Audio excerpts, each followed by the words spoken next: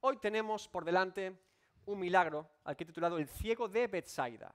No es el primer ciego ni el último ciego que Jesús va a sanar en su ministerio, pero identificamos a este ciego como el ciego de Betsaida, de un pueblo muy concreto. Nuevamente, el Evangelio de Marcos es el único que nos habla de este milagro.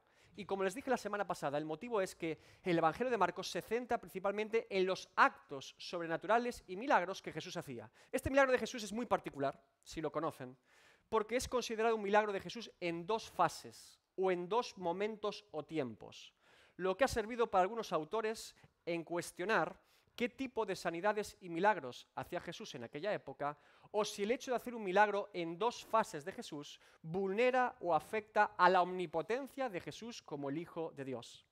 Como veremos en la predicación de hoy, Jesús nos enseña muchas cosas por medio de este milagro en dos fases, y es por eso que sana a este ciego completamente en dos actos o momentos diferentes. Vamos al contexto bíblico, y el contexto bíblico es el milagro de Jesús de la multiplicación de los panes y los peces a 4.000 personas. Es decir, el segundo milagro de multiplicación sobrenatural de Jesús que se encuentra en Marcos 8, de unos pocos panes y unos pocos peces para que coma una gran multitud de personas.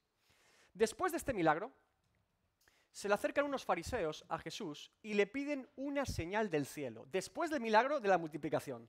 Marcos 8:11, vinieron entonces los fariseos y comenzaron a discutir con él, pidiéndole señal del cielo para tentarle.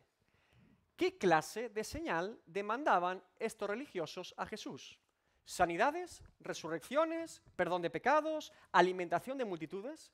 Jesús ya había hecho de todo eso en su ministerio, y aún así esta gente pedía algún tipo de señal de parte de Dios en el ministerio de Jesús. Es evidente que estos fariseos no es que no viesen las señales que Jesús hacía, sino que su incredulidad era más grande que todas las señales que veían delante de sus ojos. Ellos no tenían el argumento del apóstol Tomás, que decía, si no lo veo, no lo creo. No, ellos estaban en su argumento de, no me importa lo que vea, no lo voy a creer. Ante esta situación, Jesús habla de la levadura de los fariseos, una expresión que apunta a su orgullo, a su hipocresía, a su incredulidad y a su falta de conocimiento de Dios. Y en ese contexto, la levadura de los fariseos, ahora Jesús hace algo muy interesante, y es que decide ir al pueblo de Betsaida concretamente. Y así comienza este milagro en el contexto más inmediato, en Marcos 8:22. Vino luego a Betsaida y le trajeron un ciego y le rogaron que le tocase. Marcos nos especifica en qué pueblo decide ir Jesús y cómo se encuentran con él un grupo de personas que le acercan a un ciego para que lo sane. El pueblo se llama Betsaida. ¿Qué podemos saber bíblicamente e históricamente del pueblo de Betsaida en los tiempos de Jesús? Primero, que era una aldea marítima cerca del mar de Galilea, en la zona de Capernaum y la zona donde Jesús solía ejercer su ministerio. Segundo, que Lucas en su evangelio lo llama ciudad, pero Marcos en su evangelio lo llama aldea. Y el motivo es que Betsaida históricamente siempre había sido una pequeña aldea costera cerca del mar de Galilea, pero en los tiempos de Jesús, el tetrarca o rey Felipe, hermano de Herodes Antipas, había agrandado y embellecido la aldea en honor a Julia, que era la hija del emperador romano Augusto. Por eso en el tiempo de Jesús se conocía como Betsaida Julia para los romanos, ¿sí? Por eso, insisto, Lucas le llama ciudad, pero Marcos sigue conservando la aldea porque siempre había sido una aldea. También sabemos que al menos 3 de los discípulos de los 12 de Jesús eran de ese pueblo o aldea de Betsaida. Escribe Juan en su Evangelio, Juan 1:44, y Felipe era de Betsaida, la ciudad de Andrés y Pedro. También sabemos que el significado de este nombre o pueblo es casa del pescador. Eso significa Betsaida, casa del pescador. Y desde luego hace justicia a su nombre porque sabemos que al menos Pedro y Andrés eran pescadores y habían nacido en esa aldea. Además, también sabemos bíblicamente que fue junto a esta aldea donde Jesús había hecho el milagro de la multiplicación de los 5.000. El primer milagro de multiplicación de alimentos, Jesús lo había hecho a las afueras de esta aldea. Lucas 9:10. Vueltos los apóstoles, le contaron todo lo que habían hecho y tomándoles se retiró aparte a un lugar desierto de la ciudad llamada Betsaida. Y ahora Jesús vuelve a hacer un milagro de multiplicación, en este caso a 4.000 personas, y vuelve a Betsaida específicamente. Y aquí está la clave del texto. ¿por qué Betsaida justo después del segundo milagro de multiplicación de Jesús? Si a esta aldea ya habían visto un milagro como el que Jesús había hecho de forma pública y ahora Jesús vuelve a hacer un milagro muy parecido, ¿por qué Jesús vuelve a Betsaida? ¿Qué es lo que había pasado con este pueblo al ver el milagro de multiplicación de los panes y los peces? Lo que ocurrió, si recuerdan, es que el pueblo no creyó en Jesús como Mesías, sino que solamente quería ser alimentado gratis. Lo que querían eran panes y peces todos los días que Jesús les pudiese proporcionar. No habían creído en Jesús como Mesías, sino simplemente querían aprovecharse de los milagros que Jesús hacía. Y por eso Jesús en Lucas 10 trae juicio de parte de Dios a ciudades como Betsaida. Lucas 10:13. Ay de ti, Corazín, ay de ti, Betsaida, que si en Tiro y en Sidón se hubieran hecho los milagros que se han hecho en vosotras, tiempo ha que sentadas en cilicio y ceniza se habrían arrepentido. Por lo tanto, Jesús se acerca a Betsaida en un contexto de incredulidad de los fariseos y de un pueblo que había visto milagros, pero no habían creído en Jesús como Mesías. Y en medio de ese pueblo ahora se acerca un grupo de personas y le piden que sane a un ciego. Vamos a la lectura del texto bíblico en Marcos 8, 23 a 26. Entonces, tomando la mano del ciego, le sacó fuera de la aldea y escupiendo en sus ojos, le puso las manos encima y le preguntó si veía algo. Él mirando dijo: veo a los hombres como árboles, pero los veo que andan. Luego le puso otra vez las manos sobre los ojos y le hizo que mirase, y fue restablecido y vio de lejos y claramente a todos. Y lo envió a su casa diciendo: no entres en la aldea, ni lo digas a nadie en la aldea. Primera sección en la interpretación bíblica. Entonces, tomando de la mano al ciego, le sacó fuera de la aldea. Fíjense que lo primero que nos muestra este milagro de Jesús, relatado por Marcos, es la cercanía y compasión que Jesús tenía por los enfermos a los que sanaba. Si empezamos a hacer memoria de todos los milagros de Jesús que hemos visto, nos daremos cuenta que nunca Jesús hizo dos milagros exactamente igual. Cada enfermo es tratado de forma específica y diferente, de forma particular y personal de parte de Jesús. Aquí se nos describe que Jesús quiere llevar fuera de la aldea a este ciego. Pero evidentemente el ciego, al ser ciego, no puede ir solo. Por eso dice el texto que Jesús lo toma de la mano para llevarlo fuera. Es decir, este ciego debe confiar en que Jesús lo está llevando a otro lugar fuera de la aldea por algún motivo que Jesús tenga. El ciego no ve nada todavía, no sabe a dónde está siendo guiado por Jesús, pero es suficiente sentir la mano de Cristo para seguir acompañándolo a donde Él lo quiera llevar. Muchas veces dicen que la fe en Dios es ciega, y yo no estoy de acuerdo con esa afirmación. La fe en Dios no es ciega. Lo que pasa es que la fe en Dios no razona como los hombres razonan. La fe en Dios razona como Dios razona, y por eso nuestra razón humana no la entiende.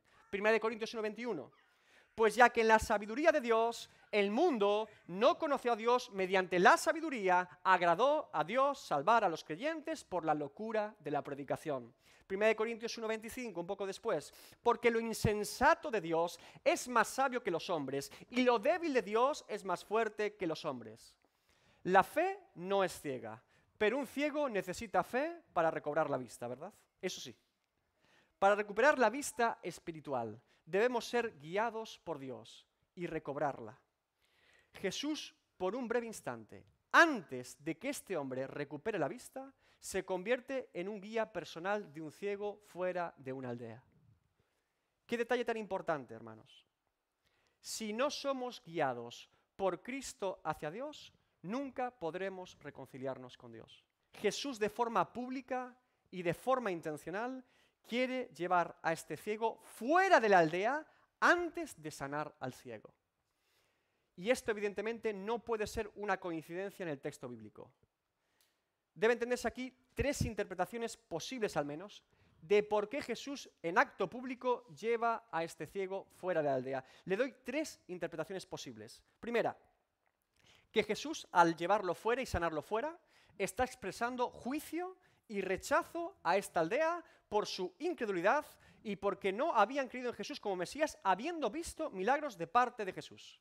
Algo que entraría en plena coherencia con las palabras de Lucas 10 que hemos leído y con el contexto que se va a desarrollar en el propio texto bíblico que le dice no vayas ni vuelvas a la aldea. ¿Sí?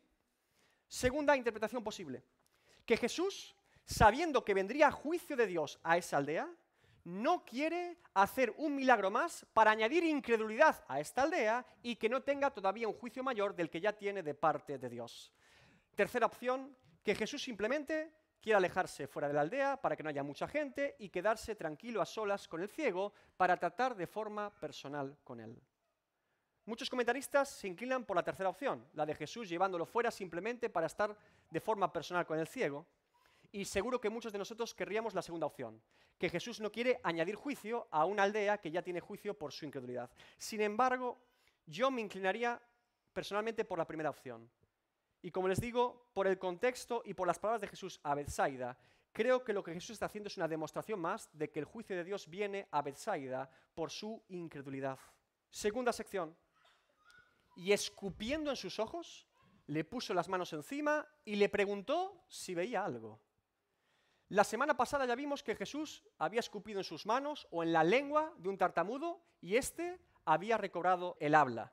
Y ahora nuevamente Jesús escupe, y en este caso en los ojos de un ciego. Piensen en la escena. Mira, hay tres cosas claras con este asunto de Jesús utilizando su saliva para sanidades. Primero, que el poder divino de Jesús no estaba en su saliva en sí mismo. Sabemos esto porque si no Jesús siempre sanaría a todo el mundo utilizando la saliva. Y son breves excepciones en el relato bíblico. Normalmente Jesús no hacía estas cosas. Por lo tanto sabemos que el poder divino de Dios no estaba en su saliva en sí mismo. Segundo, que Jesús quería mostrar al enfermo en este caso que iba a tratar su dolencia específica.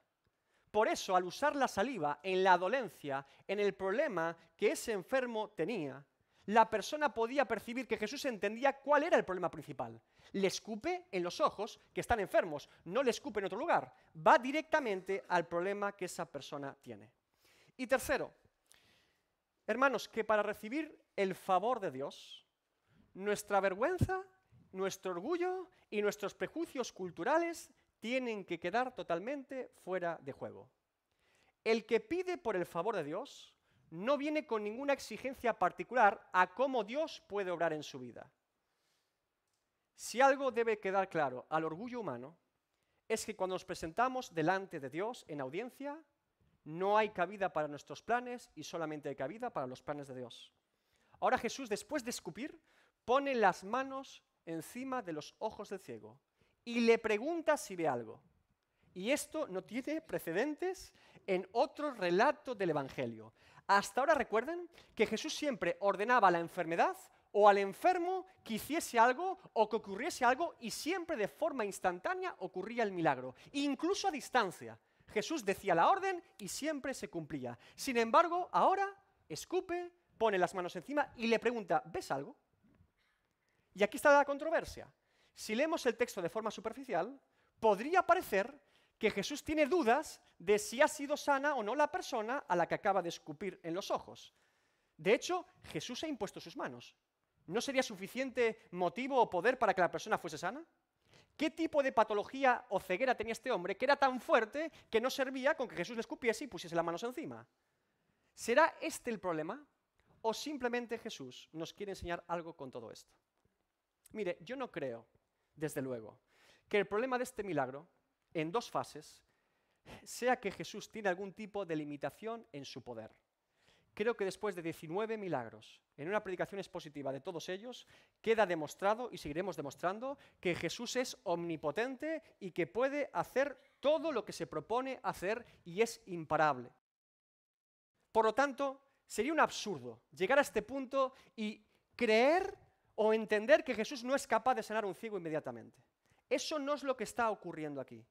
Lo que está ocurriendo aquí es la demostración de cómo Dios sana a alguien como Él quiere y de forma particular a cada persona. Dios puede hacerlo de forma instantánea, pero Dios no siempre decide hacerlo de forma instantánea, aunque sí inmediata. ¿Qué diferencia hay entre instantáneo e inmediato? Instantáneo es que se produzca en un solo momento o evento. Inmediato es que se hace en un breve periodo de tiempo y que no va a cesar de hacer su obra hasta que la complete. Nosotros los creyentes somos salvados inmediatamente, pero no instantáneamente. Tenemos un progreso hasta la gloria. Mire, este milagro, todavía Jesús sigue allí con el ciego. Sigue allí con esa persona. No ha escupido en sus ojos, ha impuesto sus manos, ha visto que no ve bien y se ha marchado y se ha ido. No, Jesús sigue con el ciego. El ciego está en buenas manos entonces. ¿Cuál es el problema? Jesús no solamente trataba las dolencias físicas de las personas enfermas, trataba muchas más cosas en ese instante, su corazón, su estado espiritual y muchas más cosas. ¿Por qué esto es importante, hermanos? Porque no podemos evaluar la fe y la salvación de los demás solamente ante el prisma o ojos o lentillas de nuestra propia experiencia personal. Le pongo un ejemplo sencillo. Hay personas que creen haber tenido un encuentro con Dios total e instantáneo en sus vidas. Y al principio parece que eso es cierto. Pero así como instantáneamente creyeron en Dios, instantáneamente después se alejaron de Dios.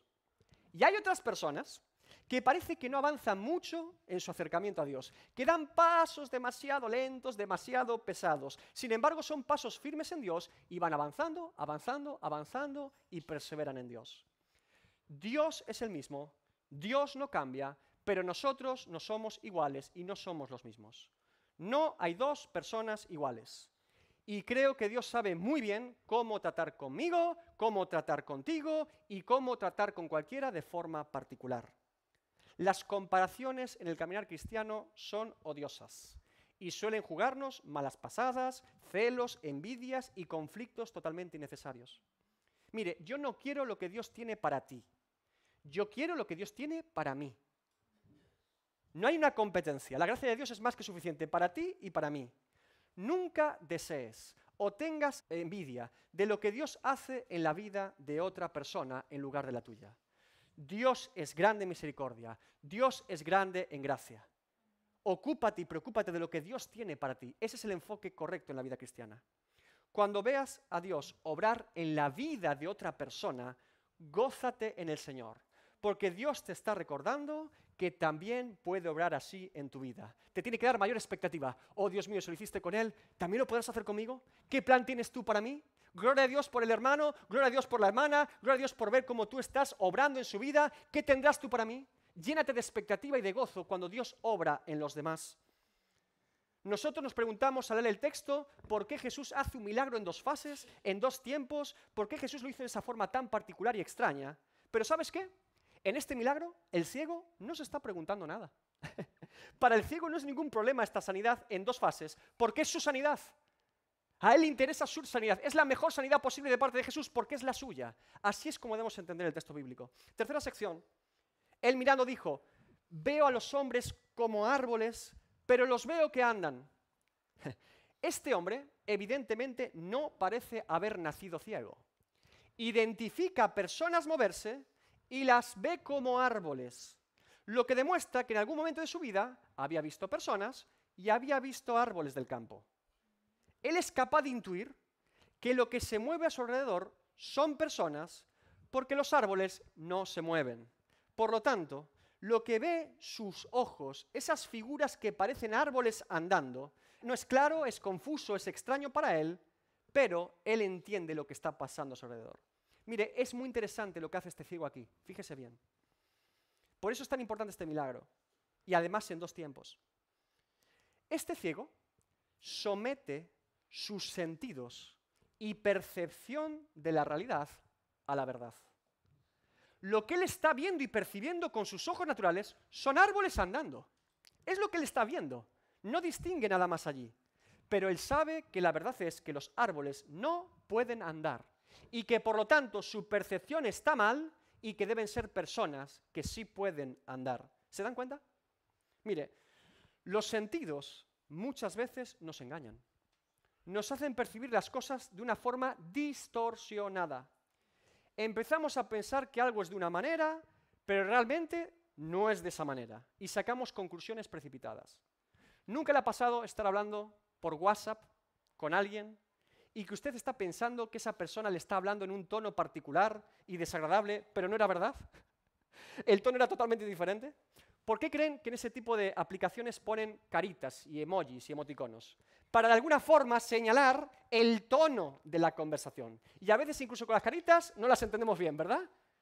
Porque tenemos un filtro, unos lentes en el que siempre percibimos la realidad que nos rodea, por nuestra cultura, por nuestro pasado, por nuestro idioma, por la experiencia personal, por un montón de factores. Todo ser humano tiene unos lentes, un prisma por el que ve la realidad que le rodea.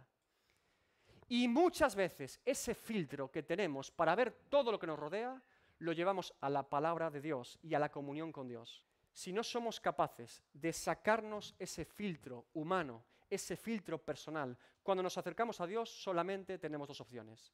Empezar a creer que los árboles andan o asumir que yo me estoy confundiendo y que debo confiar en Dios, aunque lo que veo aparentemente me cuesta entenderlo. Este ciego sabía lo que era ver bien y sabía lo que era no ver absolutamente nada. Y por eso concluye que sus sentidos, en este caso la vista, no son tan de fiar como la verdad. Si tú eres un creyente que tiendes al emocionalismo o al sentimentalismo, a intentar sentir en todo tiempo que Dios está haciendo todo en tu vida. Si yo no lo siento es que Dios no está obrando. Si yo no lo siento es que Dios se alejó de mí. Y creer que si no tengo algún afecto profundo, sentimiento, es que Dios se alejó. Y si lo siento es que Dios me está confirmando que eso es bueno de parte de Dios. Basar mi relación en los sentimientos. Yo le aconsejo que siempre sometas tus sentimientos, tus afectos y tus emociones a la verdad de Dios. Son muchos los testimonios de creyentes que expresan durante un momento de dificultad en su vida, persecución, incluso muerte por causa de la fe, que sintieron cómo Dios los arropaba en aquel momento tan dramático de sus vidas. Pero ¿sabes qué? También son muchos los testimonios de creyentes que cuando fueron perseguidos, martirizados y quemados en hogueras, no sintieron nada de parte de Dios. Y aún así se mantuvieron firmes igual en su fe. Mira, hay un dato histórico muy interesante que mucha gente no conoce. Cuando Martín Lutero fue convocado a la Dieta de Worms por Carlos I de España y V de Alemania, Lutero en aquel momento se sentía muy seguro de sí mismo teológicamente. Él estaba totalmente preparado para defender teológicamente lo que había escrito. Sin embargo, cuando lo llevan allí a Worms y ve a toda la curia papal y ve al mejor interrogador católico de la época, Johann Eck, Lutero no esperaba cómo se desarrollaría el interrogatorio. A Lutero solo le hicieron dos preguntas. La primera pregunta fue, ¿estos libros los has escrito tú? Lutero respondió, sí. Segunda pregunta, ¿te retractas de tus escritos? Lutero no daba crédito. Su primera pregunta fue preguntar a Johann Eck sobre qué parte de mis escritos me tengo que retractar, porque muchos de ellos son católicos, por así decirlo, o están amparados por la doctrina católica. A Johann Eck no le importaba nada, ¿te retractas o no? Non curnunum o non curnunum, ¿te retractas? Lutero no esperaba semejante interrogatorio. Él quería expresar teológicamente por qué había escrito lo que había escrito, pero no le permitían hablar, simplemente afirmar si se retractaba o no. ¿Y qué hizo Lutero? Bueno, en las películas sobre Lutero, el monje alemán se levantó y dijo, yo no me retracto porque si no es por medio de la palabra que me convencen y me persuaden y a mi conciencia, ¿sí? Y la gente empieza a aplaudir y, oh, Martín Lutero, la reforma protestante se inicia en Alemania. Eso es lo que pasa en las películas sobre Lutero, pero eso no es lo que pasó ese día. Lo que pasó ese día es que ese monje alemán, sin saber qué responder y cómo, en aquel momento una pregunta que no esperaba, dijo, necesito 24 horas, necesito más tiempo. Así que ese monje fue llevado a su celda aquella tarde y noche. Lutero venía preparado para debatir teológicamente, pero no venía preparado ni mentalmente ni espiritualmente para lo que implicaba no poder hacerlo. Porque una cosa es poder expresar por lo que estás dispuesto a morir y dar explicaciones, pero otra cosa es que estés dispuesto a morir sin poder darlas. Fue llevado a su celda, estuvo horas hablando con sus mejores amigos de confianza y después dedicó un tiempo a la oración esa noche. Te quiero leer la oración de Martín Lutero, esa noche a Dios. sabiendo que su vida pendía de un hilo y que el paso que iba a dar, si no se retractaba, era fragmentar la Iglesia Católica de aquel tiempo con todo lo que eso implicaba para Alemania y para muchas personas. Le leo textualmente. Oh Dios, Dios todopoderoso y eterno, cuán terrible es el mundo. Mira cómo su boca se abre para tragarme y cuán pequeña es mi fe en ti. Oh, la debilidad de la carne y el poder de Satanás. Si tengo que depender de cualquier fortaleza de este mundo, todo ha terminado. Las campanas han sonado, la sentencia ha sido promulgada. Oh Dios, oh Dios, oh Dios mío, ayúdame contra toda la sabiduría de este mundo. Hazlo, te lo suplico. Hazlo por tu inmenso poder, porque la obra no es mía sino tuya. No tengo nada que hacer aquí. No tengo nada para contender con estos grandes hombres del mundo. Con mucho gusto pasaría mis días en felicidad y paz, pero la causa es tuya y es justa y eterna. Señor, ayúdame, oh fiel e inmutable Dios. No me apoyo en el hombre, eso sería en vano. Todo lo que es del hombre se tambalea, todo lo que procede de él ha de fallar. Dios mío, ¿acaso no me oyes? ¿Acaso ya no vives? No, no puedes morir. No haces más que esconderte. Tú me has elegido para esta labor, yo lo sé. Por lo tanto, Dios, cumple tu propia voluntad. No me abandones por amor a tu amado Hijo Jesucristo, mi defensa, mi escudo y mi fortaleza. Señor, ¿dónde estás? Dios mío, ¿dónde estás? Ven, te ruego, estoy listo. He aquí que estoy preparado para dar mi vida por tu verdad, sufriendo como un cordero, porque la causa es santa, es tu causa, no te soltaré, no ni por toda la eternidad. Y aunque el mundo esté lleno de demonios, y este cuerpo, que es obra de tus manos, sea desechado, pisoteado, cortado en pedazos, consumido hasta las cenizas, mi alma es tuya. Tengo tu propia palabra que me lo asegura. Mi alma te pertenece y permanecerá contigo para siempre. Amén. Oh Dios, envía ayuda. Amén. Lo que este hombre de Dios sintió 24 horas antes de responder a esa pregunta fue terror, pánico y muchas dudas.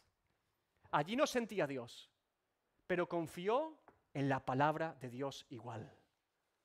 No se aferró a sus sentimientos, no se aferró a ver árboles andando, se aferró a la sola Escritura, a la verdad de Dios. Porque la verdad de Dios no se basa en lo que yo siento o yo no siento. La verdad de Dios se basa en lo que Dios dice es verdad. En lo que Él dice siempre es verdad.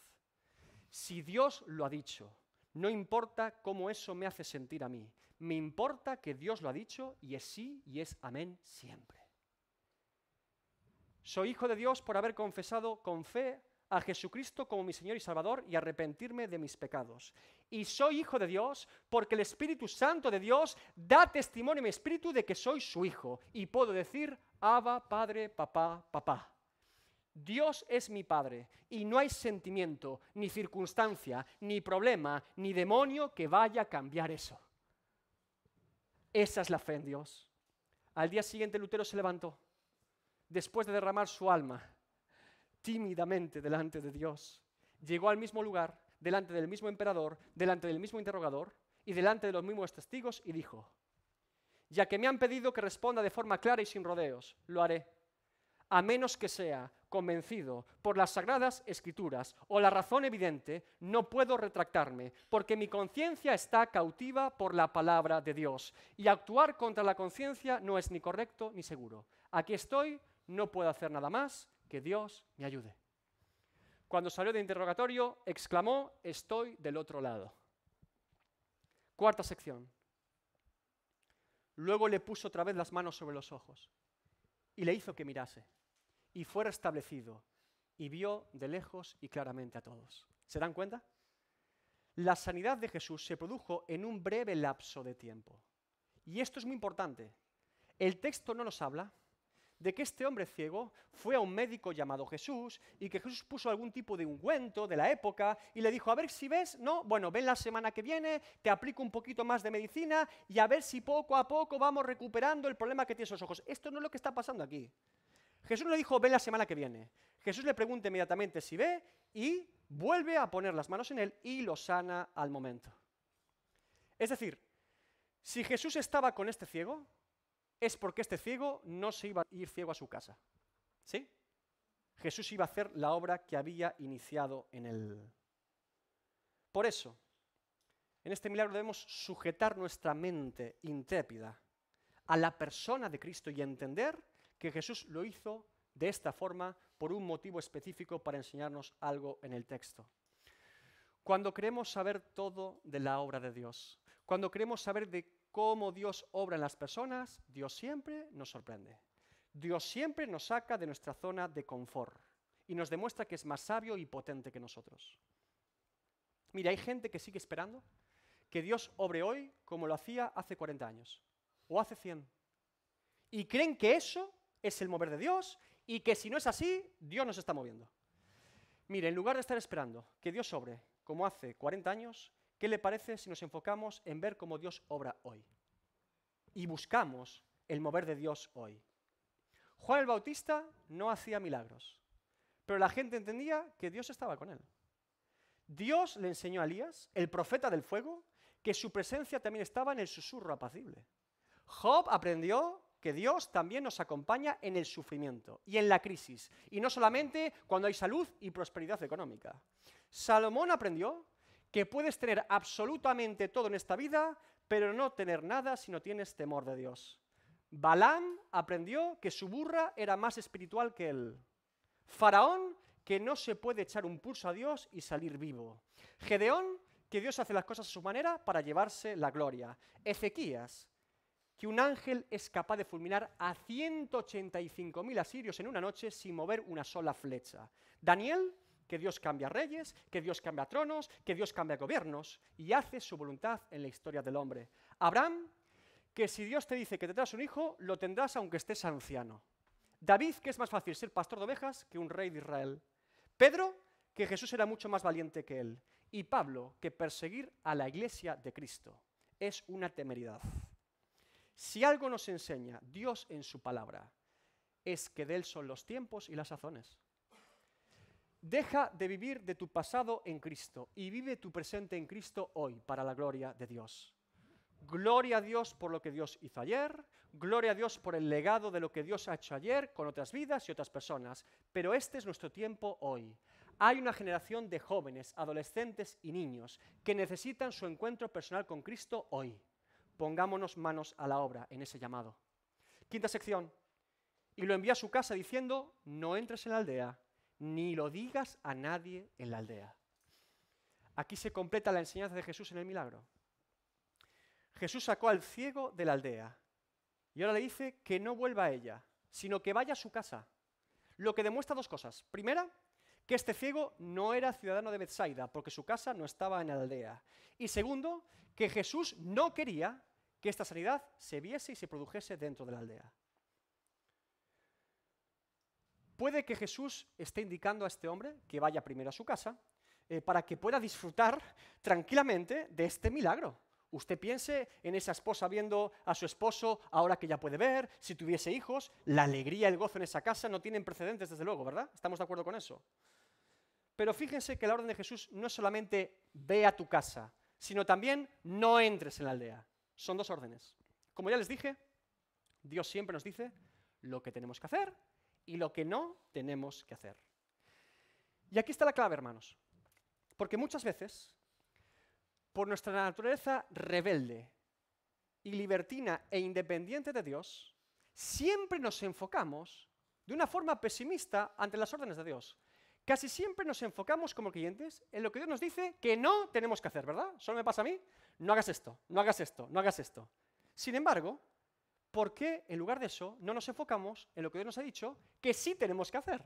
Por ejemplo, Dios me dice que no codicie lo que otros tienen, ¿verdad? No codiciarás. Bien. Es cierto, no debemos ser codiciosos ni envidiosos.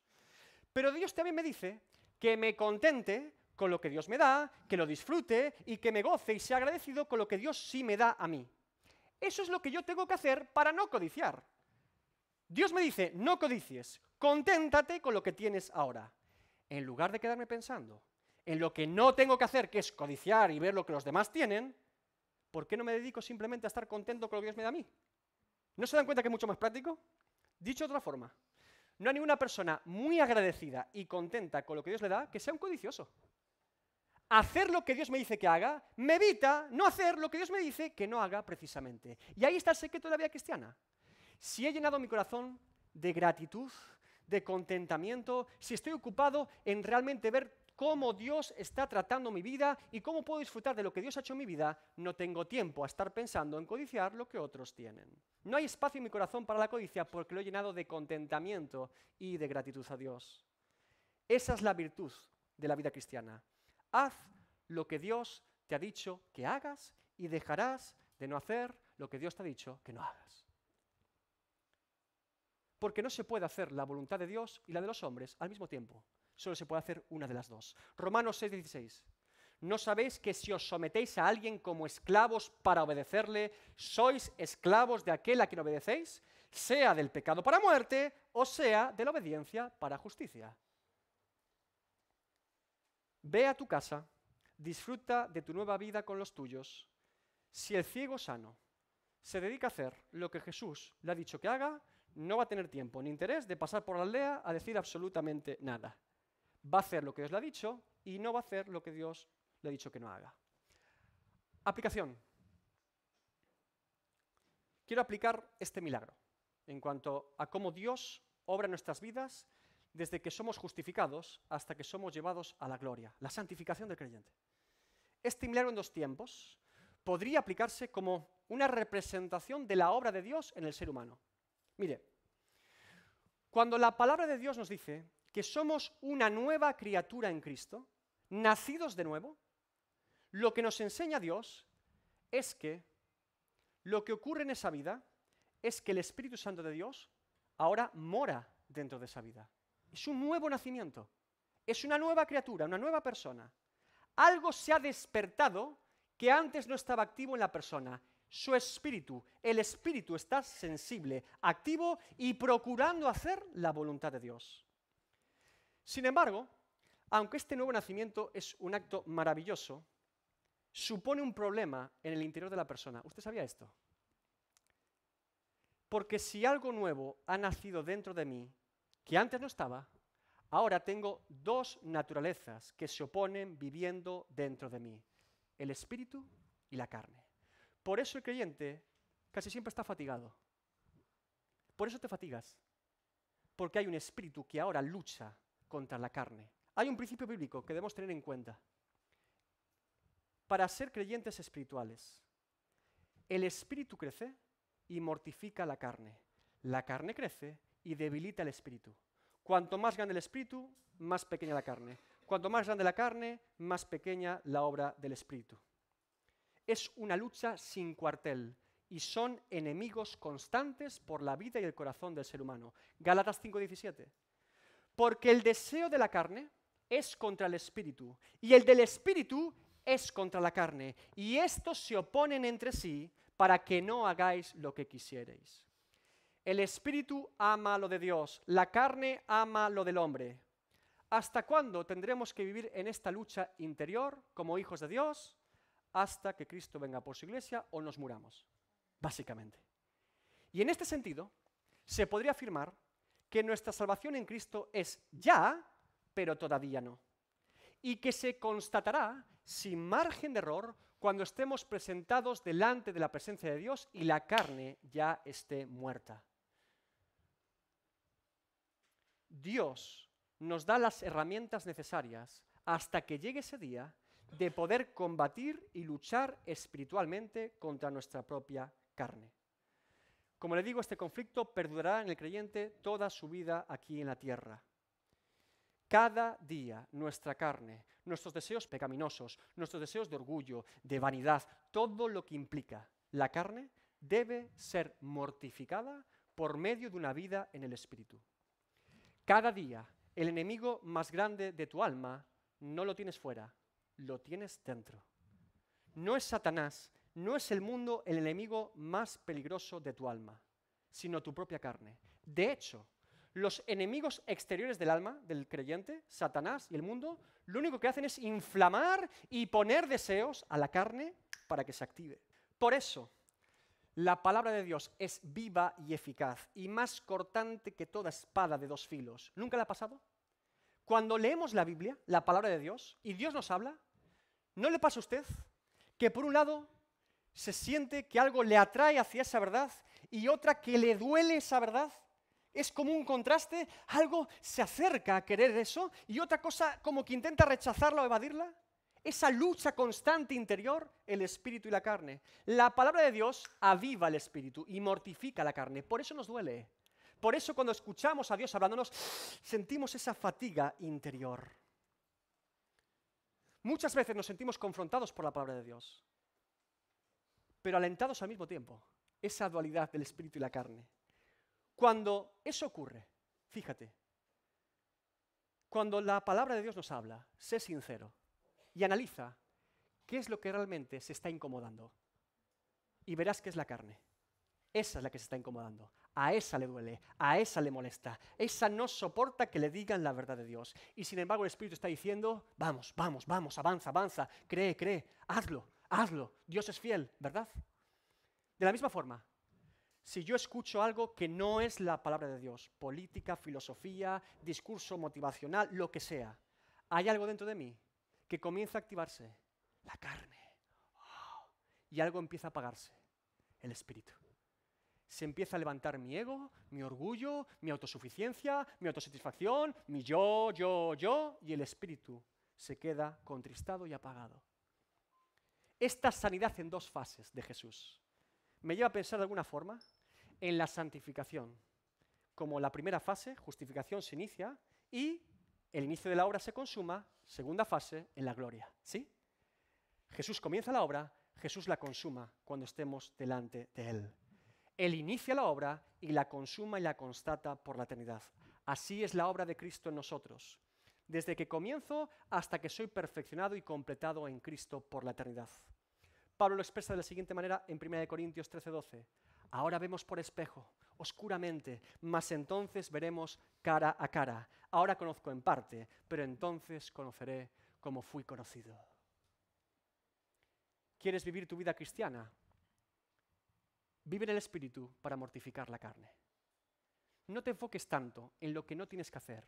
Comienza a hacer lo que tienes que hacer y verás cómo dejas de hacer lo que no tienes que hacer. Ponte de pie esta mañana.